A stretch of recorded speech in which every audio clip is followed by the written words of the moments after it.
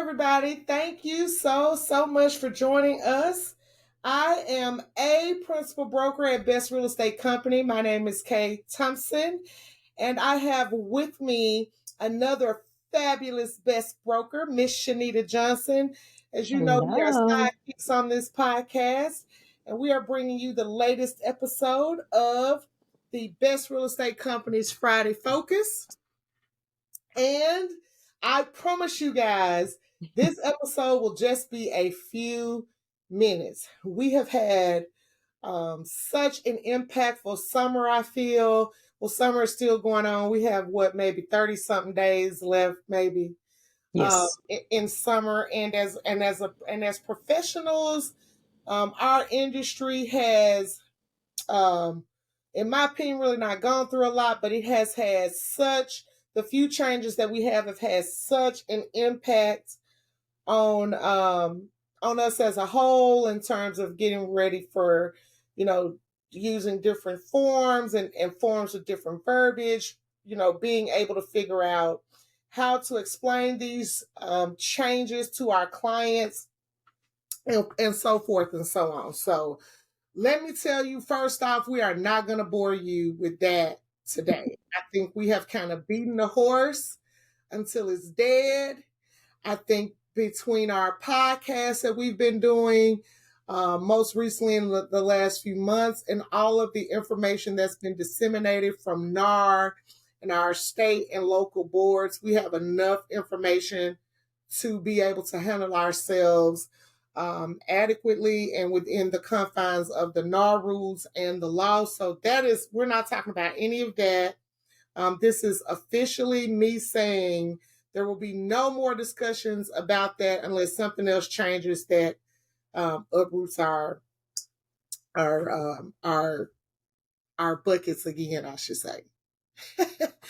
So in talking with Shanita here very recently earlier, we like I said, she is just as much of a reader as I am. She is very much a community minded person and is always involved in various things. She brings stuff to me. She brings stuff to the other organization that we're in. And, one of the things that she said earlier was that she is noticing that even though we're having these changes, that people are still not really, if y'all hear something in the background, that's my daughter over on the phone, on her phone. She's watching something on her tablet. So, but Shanita was saying something that I thought was interesting, which is people still aren't reading like they should, all these changes. And somebody said something to her yesterday about one of the changes that, the information was on the Paragon, right? Yes. So I just, for me, I think if we call ourselves real estate professionals, we should take the profession of real estate seriously. I think we should be experts in all things real estate. That doesn't mean that we need to be focusing on residential, commercial, all of those things. I'm saying we should at least know what's going on in our market, whether that be a certain zip code that we focus on, or a certain neighborhood, a certain price point, whatever it is. I think we owe it to ourselves and our clients to be knowledgeable about the industry that we say we love, that we say we're a part of, because it makes no sense for us to always having to ask somebody when there's so much information that is free or low cost that we have access to. For instance, just with the Realtor magazine, that's one resource that we have access to. If we just read the magazine every single month that it came out, the Realtor website, but the most basic thing is understanding the forms themselves for whatever state you're licensed in. Understanding how real estate is changing in your area, in your market. Like one of the things I know Kay is going to talk about is rental rates. Locally and nationwide. I just think we need to do a better job of reading, being students of real estate, whether that be watching the news when it comes to real estate, because every news, major news, not the local news, but every major uh, news network like CNN, there's even CNBC Business. Like we should know those things. There are free publications, some free, some low cost publications geared towards real estate, Housing Wire. I think we talked about this before, but I just think it really, I guess, bothers me that we call ourselves real estate professionals and we don't take the time to read and understand our industry and know our industry, know what it is that we're telling people, know the definitions of things, know what different types of loans, know real estate. I think we do ourselves and our clients a disservice when we don't take the time to read and educate ourselves. Be a student of this industry that you say you love. Read the newspaper, read online, like just read so that you can, because that's how you become an expert at your craft, by reading and focusing on your industry. And this last thing I'm going to say is, when we, as you all know, it's on Kay's shirt, the NARAB convention we were at, it's been 2 weeks now that we're back from that convention. And it, with any other trade convention, of course, everything was geared around real estate and how to increase your business and how to just be successful in business. And I think that's a good thing to do, whatever, if you're able to go to a convention workshop, even local workshops. But one of the major things I took away from that is to be a student of your craft. If you're going to be a agent that uses social media, pick one platform. Don't try to master all the platforms at one time. Pick one platform and learn that platform. Every platform, Facebook, Instagram, YouTube, TikTok, they all have an area where you can learn how to use the platform as a creator. And that takes a mindset shift where you're not using the platform as a consumer, but you're using it as a business owner. And that's the last thing I'll say. It takes a mindset shift from being a consumer, an employee, to shifting your mind to becoming an independent contractor and a business owner. So that's all I have. Just educate, read and educate. Focus on your industry that you say you love, that you say you want to practice, and just try to just go all in on one thing. That's all I got. I could not have said it better myself. That's it. I love the broker that's coming out. I really do. And I think when you get the broker education, mm-hmm. and you have to go through those hours and take that test to get the license, it does open your mind up to, you can see, and I'm not saying that real estate agents can't, so don't anybody get offended. Mm-hmm. What I'm saying is when you get the education from the broker's perspective, that shows you what it means, the importance of having to manage the day-to-day operation in real estate, and to have that piece on top of having to still manage, help other people get ahead. We are kind of forced in the position of mm-hmm. having to understand the markets and having to stay abreast of what's going on just in the industry as a whole, because we have other people that are coming to us and leaning on us for support. But the job of the broker is not to handicap you, so that empower. Yes, it is to empower you to learn more yourself and to figure out for your own individual business how you can incorporate the things that you're learning in a positive way into the business and into what you see as a future vision for your business. And so I got a little backlash last week. It was loving backlash, but backlash just the same because people were like, "Oh, you were out of town, and you know, I couldn't get you on the phone because I had a question." Well, this is a prime example of people not listening. Some of those people called and heard a voicemail message, and everybody that knows me knows that when I'm going to be gone away from the office for an extended period of time, I'm going to give you instructions on my voicemail for how to get the help you need.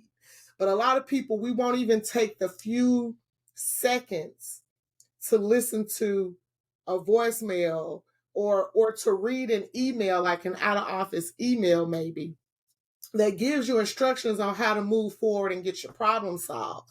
We will just beat the same horse. Now, I want to say that, and this is with love, that when I say I'm not answering, there's a reason, and I'm not going to deviate. So, and brokers are human beings also. So we need the time to regenerate and to recuperate. We, just like you do, you know what I'm saying? We have families and things like that. And so I just want to say that, it's not that the broker doesn't want to answer you. Well, let me not say the broker. Let me say best brokers. Best brokers do want to be there for you and be engaged with you when our time allows that. But when we have, when there are going to be instances in every real estate agent's life where they are not going to have the broker to rely on. I don't have a person that I can go to with all my concerns, right? About how to work out issues within my own transactions, right? I have to figure that out myself. There is no one, that can help me other than the other partners in my transaction, maybe the closing attorney or you know what I'm saying? So that is the goal of any broker who is worth who is worth the salt, their salt. I want you guys to know just what I know so that you can have the same power and move with the same confidence in your transactions, whether I'm there or not. So I'm just saying that to say I wholeheartedly agree with Shanita that we as professionals do need to do a better job about being educated, if nothing else, about your local markets and what's going on in the states that you serve. That'll carry you so far, even in just having conversations with potential clients. If you can speak to them about the market where they are, and you can speak to them with confidence, and you can give them truthful information that they can go and review for themselves if they need to, that's only going to solidify your space, your place in the space of being a local expert. And it's going to help you to generate leads organically. People just, I know we have Zillow and all those other things, but I can say that I know for a fact that when I have people who come to me through a personal referral, someone that I helped or someone that I know personally, those referrals seem to carry a whole lot more weight. Those people think twice about leaving you and moving on to another agent than they would if they just got you from a Zillow lead. And I'm not trying to discount that. I'm just saying that, there is something to be said about staking your reputation on what you know versus what somebody else can do and drive to you. And so that's what Shanita, I think that was another component of the social media aspect of it. Right. I have talked to several agents this year. Actually, a couple of one of our local board of governors for the Women's Council of NARAB, and I was giving her a compliment on, her consistency in putting out videos. She does TikTok, and well, I think she kind of does Instagram too, but I'm usually watching her on TikTok. And so she was saying to me exactly what you said earlier, Shanita, which was, I do think I have good professional content, but it is not driving leads to me. And so one of the things that I've always known, but I also know that I've consistently sucked at it, is being able to create a social media where I'm getting a lot of leads. And so we went to a course when we were at the convention where this lady, her name is Marky. Marky Lemons Ryle. Yes, she is a very well known person on social media. I'm not a big social media person, but I did go and check, and I am following her, and I have and I was following her before, before we got to the convention. And I remember walking into the room and saying, I seen this woman somewhere, but I didn't know where it was until she started the class. And then I was like, okay, I kind of remember the glasses and things of that nature. And she gave some really interesting and I think easy steps. Like, even for me, somebody who, like I was just telling Shanita, if I have to click or go somewhere else, you probably lost me. But I know that I'm the minority and anomaly. There are people who live on social media, and I think those are the people that she was looking to engage. People who will go to click the links, and people who will and when I say people who live on social media, I don't mean that in a negative way, like people who don't have jobs and stuff like that. I mean people who are engaged. Who use the platform. But yeah, who just actively use the platform and are engaged. That's the way they get their information a lot of times, because maybe they are at work all the time and don't have access to, TV or whatever. Right. So she was getting quality leads. She really was talking to us about her son and what he was doing, and how in a short period of time, what did she say, like 6 months or something? Mm-hmm. Yes, he went from not having any prospects. He's also a real estate agent.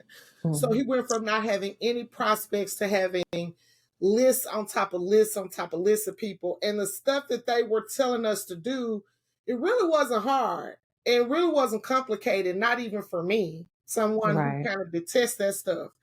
So, it's important for us to always never have the mindset of, I know all that I need to know in order to be successful. I'm always learning. Every time I go to one of those conferences, I learn something new.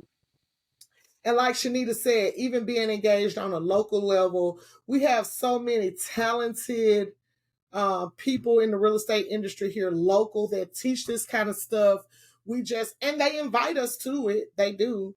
They invite us to learn. We just have to be focused on knowing that that's something we need in our business. And especially if we're trying to, scale our businesses, then it will help to do some of those things. So we have about, I'm going to give us like 7 minutes here. I'm going to try to keep it below 30. But I did want to talk a little bit about one particular article. Like Shanita said, this right here, this Realtor magazine, if you are having trouble or struggling to figure out which, publications you should pay attention to on a national level, because we do realize that there is so much information out there. The easiest place to start is with this magazine. We have stacks of them in the office that you can just come and pick up and read. Now, some of them have people's names on them. If you want to carry one away, usually Erica and Tennille will tell you, hey, this person said it's okay for us to give away their copy, whatever. I get a copy here at the office, so if you want and I'm around, you could probably have mine, because I usually try to read them, not long after they come out. But as realtors, everybody gets one. You have to go into your realtor, NAR Realtor account and either sign up for the digital version, or if you want the printed version. But you already have access to it. It's part of your dues. It's part of your, so you are technically paying for the publication. And if you go onto NAR.realtor where you tell them that you want to get this in either the physical version, paper version, or digital version, they also have a slew of other publications that are free to us. So they have one, it's called Create, I think, Yes. CREAT, Yes. Create, CREATE. But it's all about commercial real estate.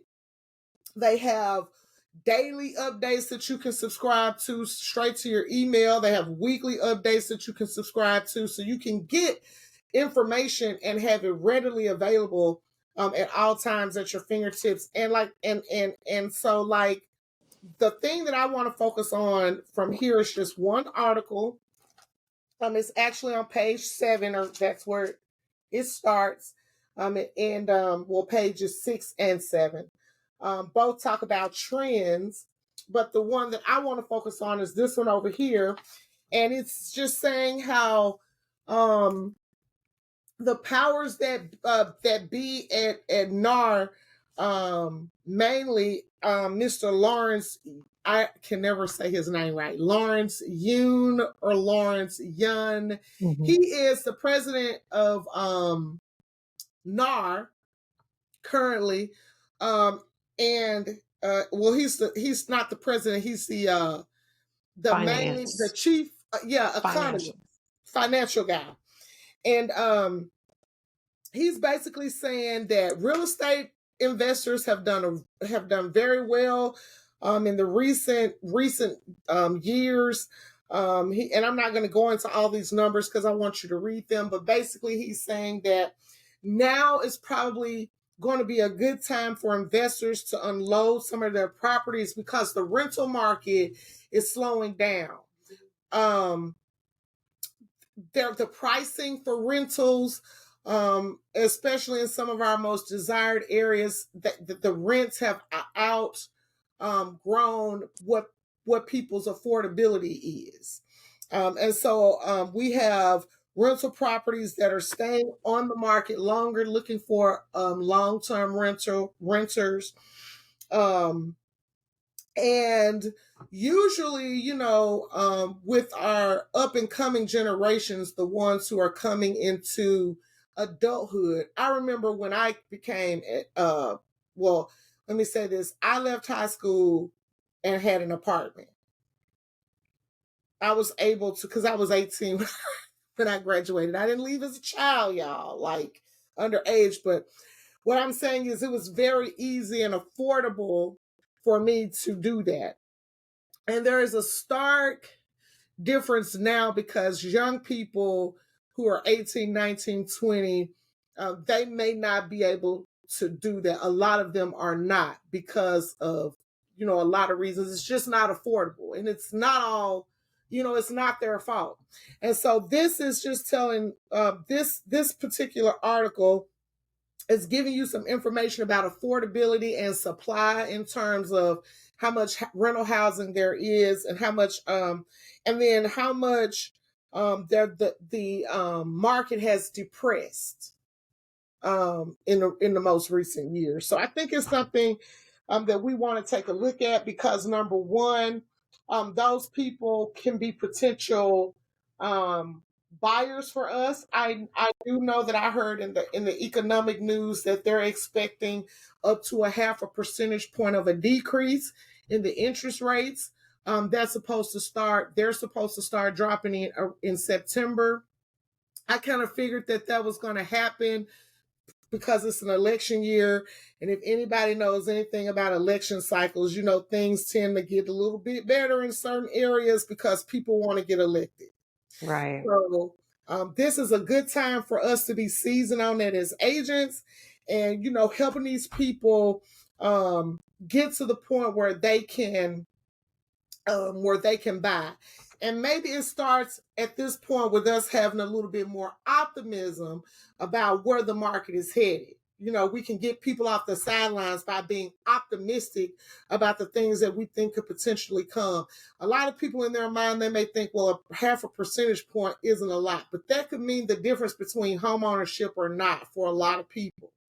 So it doesn't seem like a big number, but it can definitely have a big impact. And so I encourage everybody to go and get your Realtor magazine, or go to your NAR Realtor and subscribe so that you can get the article, and just read about it, and then use that as a stepping stone to figure out some other things that are happening locally. I know that I think it's on the 21st of August.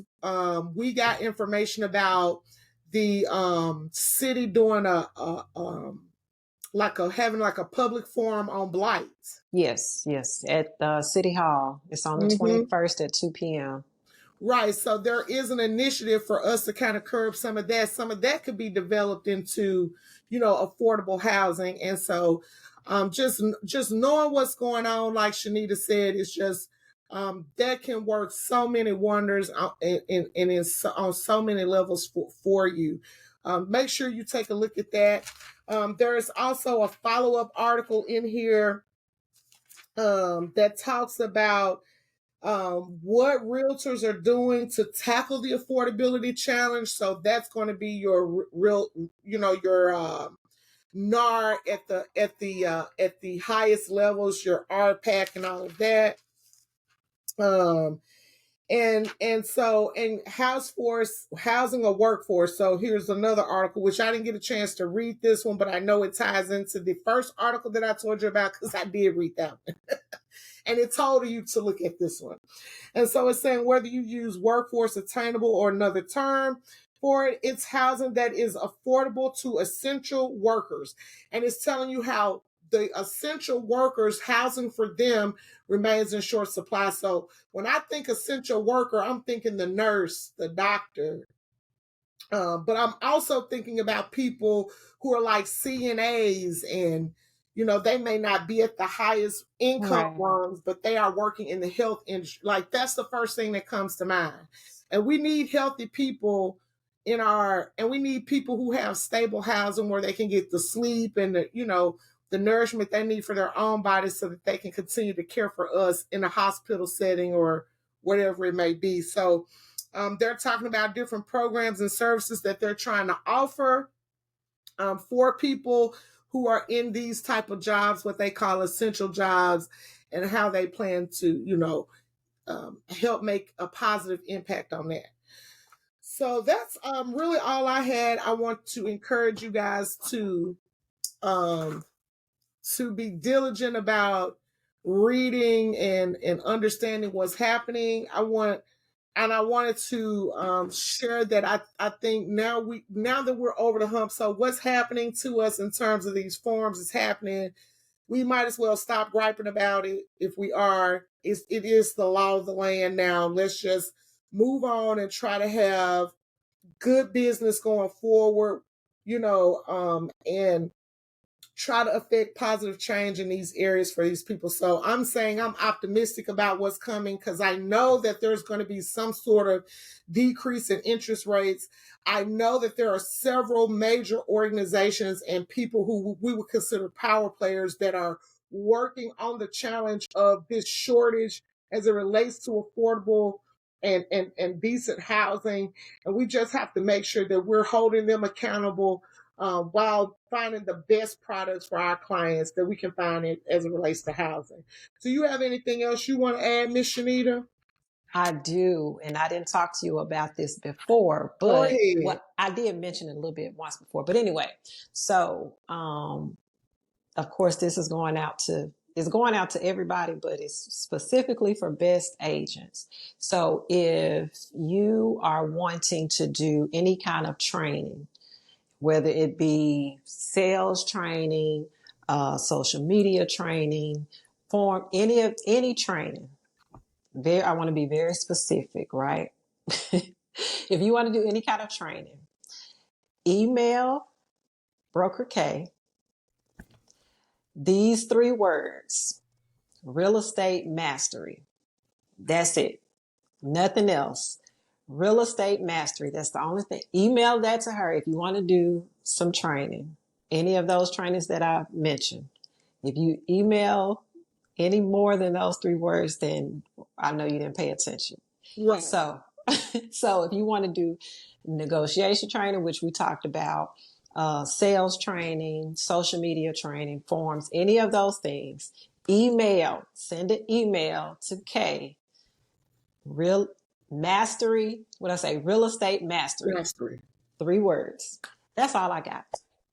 All right. Well, I'm looking for those emails, and I will make sure they get to the right place. And we want to just encourage you guys to keep learning. So thank you for doing that. Yes. Shanita has just as much free reign on here as I do. I thank her so much for being committed to doing this with me.